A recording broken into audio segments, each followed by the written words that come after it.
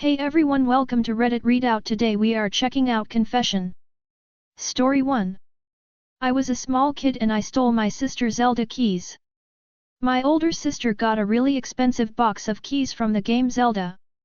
Then we all went to bed. She hid it in her room under her pillow and my sisters dared tell me to go get them. BC they want them. Then you can probably guess what I did. Stole them? Yeah. I took one. My sisters wanted me to take more, so I did. I took more and more one by one, then we all equally split them. Then my sister caught me and I lied while it was under my back. I finally told her I had it with great regret. Then I was sad and in trouble and probably got spanked. Good day. Story 2. I stole a lot of little things from my elementary school. I know this doesn't feel like a big deal. But I feel really bad even now that I'm older. When I was in elementary school, I was a mean child. I never bullied anyone, but I was selfish and liked to stir up trouble. When I was in kindergarten, I drew a picture of a bunny. I based the drawing off of a little model bunny. He was small and realistic. The drawing was so good that I made it to a local art collection. It only stayed there for a week or so, but I was proud of it. It was the one time that I got my parents' attention. Anyway, the next year in first grade we were drawing animals again. I wanted the little bunny again since I did a good job the first time. Unfortunately, a little girl took it before me. In an act of pettiness, I stole the little bunny so I could keep it. I didn't want the little girl to draw a better bunny than me. I felt really bad right after, especially when the little girl cried because she thought she lost it. But at least she didn't draw a better bunny than me. I also once stole a book from my second grade class. I know, how mischievous. It was a book about prehistoric animals. And I really liked it. Instead of asking my parents to buy it, I stole it. I coved the teacher's name with stickers so nobody could tell. And one of my friends also stole a piece of toast from breakfast every day. Our cafeteria had these really good pieces of toast in the morning, but they always had a take one sign. We didn't like that. We found a way to position the toast under another piece. We took two every day and never got caught. I stole a calculator from one of my other friends. I asked to borrow it on the last day of school and forgot to give it back to her. I actually forgot. I don't think she remembers I took it. I stole a lot of other smaller things like Legos from the Lego club I joined. But I'm not going to list them all. After I graduated elementary school, I never stole anything from someone else again, besides cookies from the pantry and stuff from my sister. LOL. I've never told anyone else about all this stuff and it's kinda nice to get it off my back. I still remember all this, which goes to show that you never really forget it, even years later. I still feel bad for these little things. Even though they were small. Story 3. I stole someone's AirPods and have gotten away with it. Throw away and I'm on mobile. TLDR, I stole someone's AirPods and I need to confess. Earlier today while I was in my study hall I noticed a pair of AirPods underneath my chair. I opened them and hit the pair button to see who they belonged to. I saw no name on them, so I had no idea where to begin looking for a owner. I looked around to see if anyone was searching for anything, and saw nothing. I put them in my bag and kept them. I didn't pair them to my phone to see if someone would use the tracker on their Find My ___ app for Apple phones.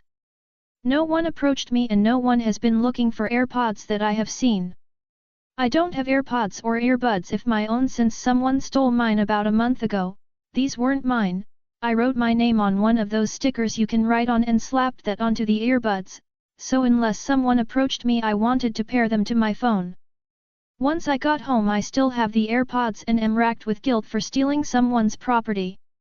Should I try and leave them back where I found them? My school doesn't have a lost and found system, or should I keep them until someone approaches me? Story 4. I stole a K-pop album from Target and I'm freaking out.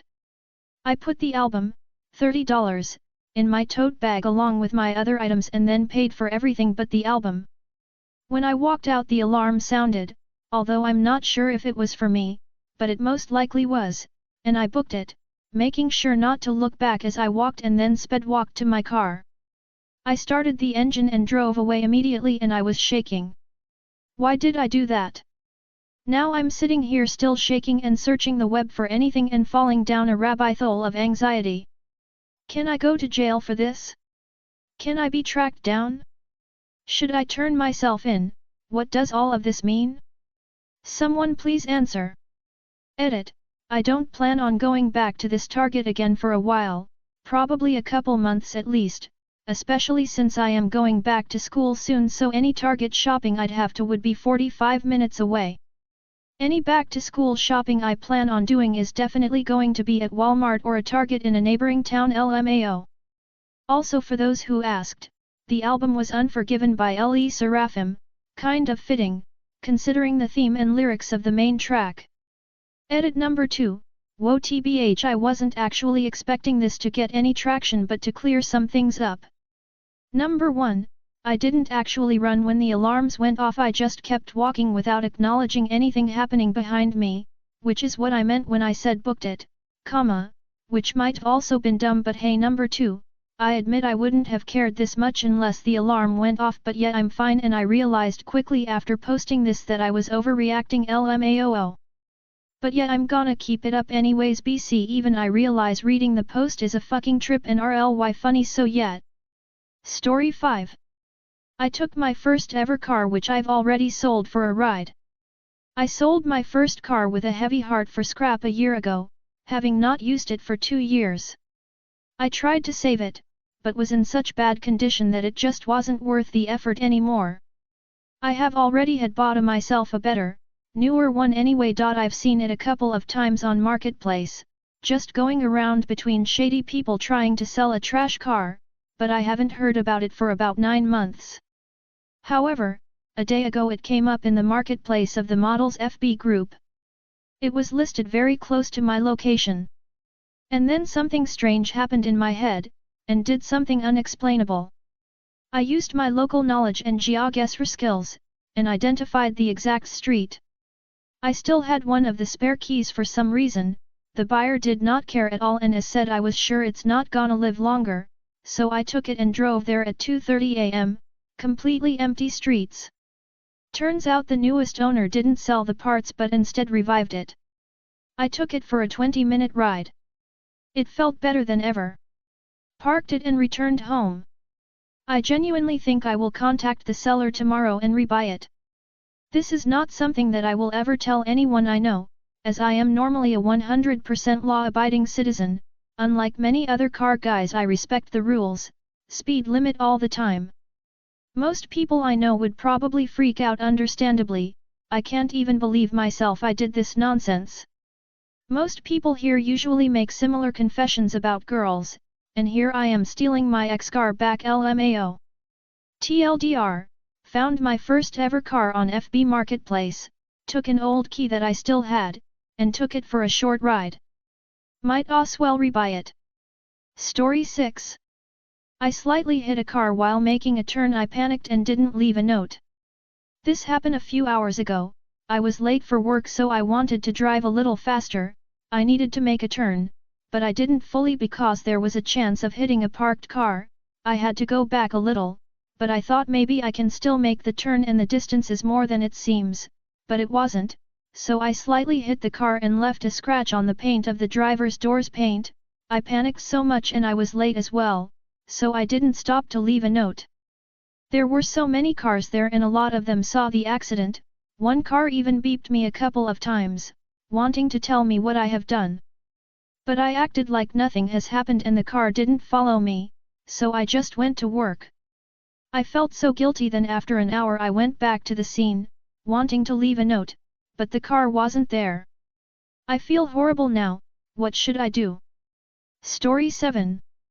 I've drove after while smoking weed over 100 times in the last year. So my confession is that I have done a lot of high driving recently and I'm not sure if it's an issue. I'm 19M and started smoking weed this summer and now I smoke most days. Since I still live with my parents, I usually end up smoking in my car because I can't smoke in the house. I usually smoke in my car and then drive and go get food, but if I know I have to drive 1 to 2 hours then I'll usually smoke before or during the trip.